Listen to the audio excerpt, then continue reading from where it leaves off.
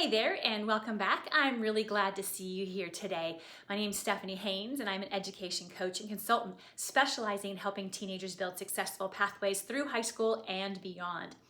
This week and today, we're going to be talking about that elusive time management that our teenagers tend to struggle with a lot, right? They're constantly leaving things to the last minute, doing things way like at midnight. I mean, all kinds of crazy things that they do that tend to drive us batty. Because we're like, wait, if you just did things a little bit differently, you could be, less stressed or less overwhelmed, or maybe not miss that assignment or miss that project, or, worse comes to worse, that we'd have to help them at the last minute. So I get it. This is a big issue for us as parents.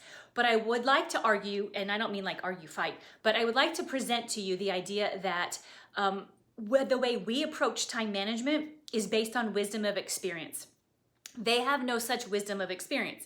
And we like to say, well, we know, let me help you so you don't have to go through the same struggles that I did. And yet those struggles are exactly what caused us to be able to develop the time management that works well for our season of life. They need to go through that exact same experience. They need to have those struggles where they wrestle with, okay, yeah, they were up until midnight finishing a project and they still have to get up at 6 a.m. and try and get through the day. Yeah, they got to figure that out for themselves. No amount of our breath telling them that they need to do things differently can help.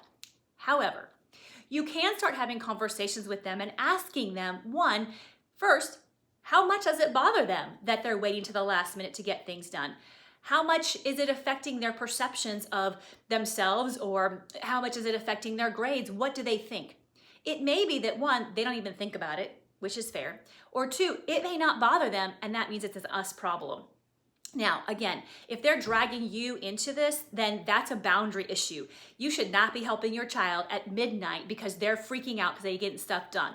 That's a boundary you get to set. And if I used to tell my kids, listen, if it's after 9 o'clock, I'm not helping you, you're on your own, because I'm available the rest of the day to help them. And so that's a boundary I've set up. But the idea here is that first, before we can really tackle time management issues with our children, help them learn different study habits or study skills or any of those kinds of things, we need to help them or help understand from their perspective how they view time management. If we can understand that, then we can understand how they're seeing things, and then we can meet them on their level and walk with them through developing their own time management style. And here's a spoiler alert, it's not gonna match yours. It definitely isn't gonna match mine. It's not gonna make any sense to us because we're not teenagers.